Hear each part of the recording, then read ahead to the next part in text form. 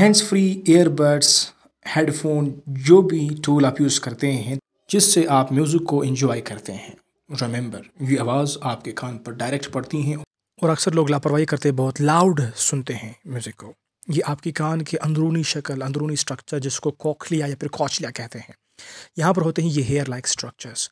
ये रिस्पॉन्सिबल हैं आपके दिमाग को आवाज़ पहुँचाने में, मतलब यहाँ पर से फिर आप आवाज़ सुनते हैं। अगर आप बहुत लाउड सुनते हैं, ज़्यादा सुनते हैं, तो रिमेंबर कीजिए अगेन कि ये आपके इन स्ट्रक्चर्स को ख़राब कर सकते हैं।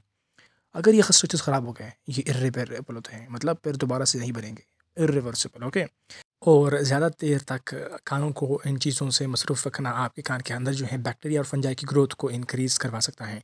और ये ग्रोथ अगर जब इंक्रीज़ होगा तो ज़ाहिर-सी बात है ये मज़ीद कान की जो बीमारियाँ हैं वो पैदा करने के बाअस बनेंगी। और अभी 2 बातें हमने ज़हन-नशीं करनी है कि हमने आवाज़ को हल्का रखना है और साथ में बहुत कम यूज़ करना है इन टूल्स का। Thank you for watching.